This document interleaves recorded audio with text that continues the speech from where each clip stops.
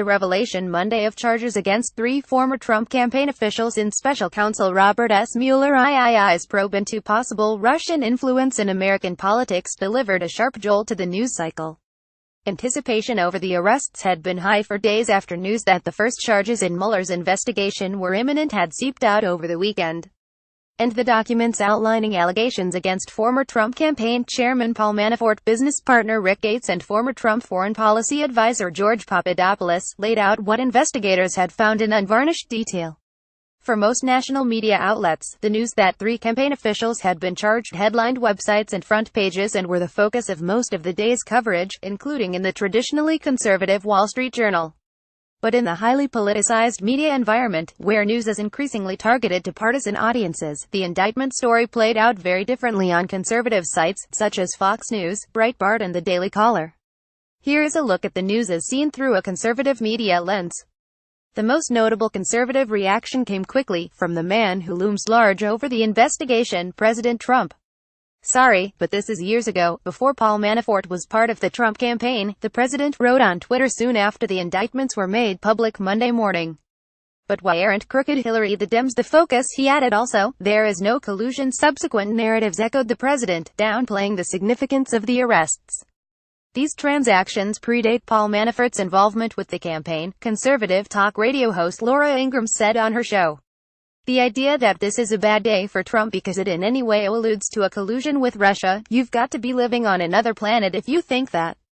She added, "This is a nothing burger." Some reports seemed to hew closely to White House talking points. Sarah Huckabee Sanders, the president's press secretary, said the arrests had nothing to do with the president. Most of them took place well before the campaign ever even existed. Fox News chief Washington correspondent, James Rosen, noted during an evening report that Donald Trump is far removed from the allegations.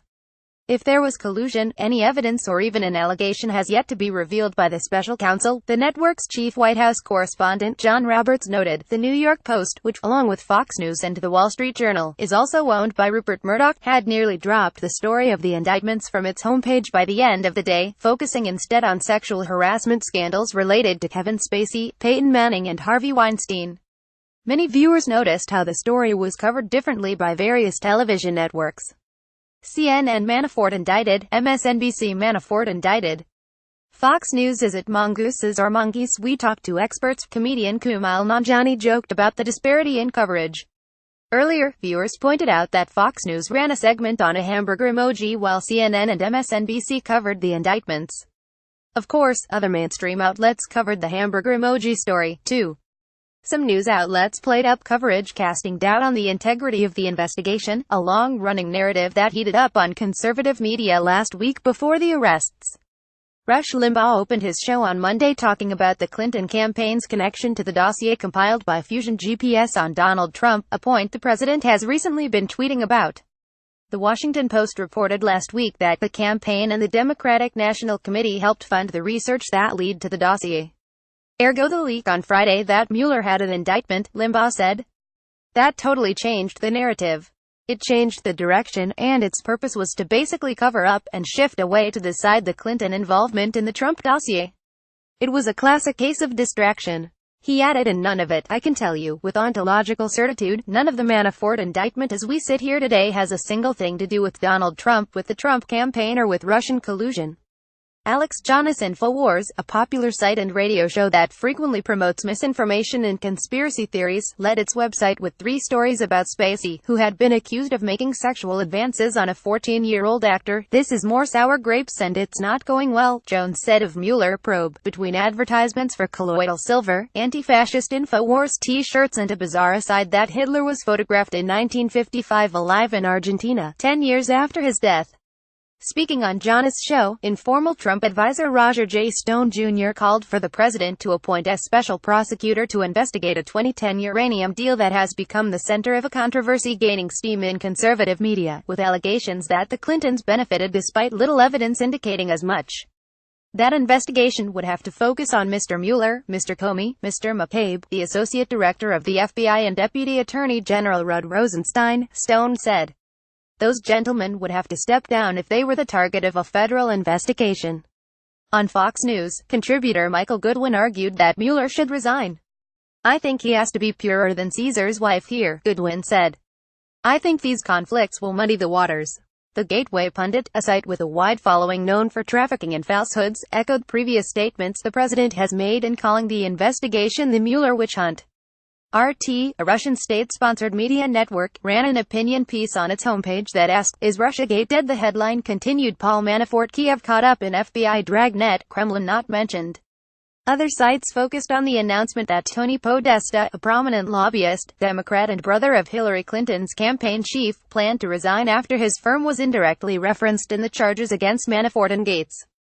By evening, Breitbart's lead story was about Podesta, illustrated with a photo of him with a drink in his hand, though he had not been charged with a crime or named in the court filings. The most prominent story Breitbart ran about the charges highlighted remarks from Sarah Huckabee Sanders. W.H. Manafort arrest has nothing to do with the president. By the end of the day, the site's lead story was about Spacey. The influential aggregator The Drudge Report appeared to lead with a story about the arrests. Mueller's Halloween, the site's lead headline blared. Washington spooked, but the headlines linked to the Washington Post's story about Tony Podesta. Other stories linked on the site seemed to cast doubt on the investigation. Judge and Obama appointee, Clinton donor Manafort's constitutional rights violated, former prosecutor shaky, overcharged case. The Daily Caller also chose to go big with the Podesta news, with two stories. The most prominent stories about the probe were about how Trump was never mentioned in the indictment, and about an error, blamed on Mueller. Mueller makes key error. The headline read, in the Manafort indictment that misidentified former Ukraine Prime Minister Yulia Tymoshenko as the country's former president. Fox News host Sean Hannity opened his show with a monologue about the Clinton connections to the uranium deal and the Trump dossier. The very thing they are accusing President Trump of doing, they did it themselves, he said. During his show, Hannity mistakenly referred to the former Democratic nominee as President Clinton.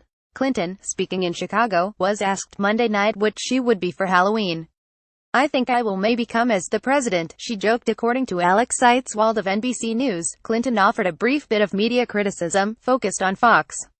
"All the networks except Fox are reporting what's really going on," Clinton said, adding, "It appears they don't know I'm not president." This post has been updated.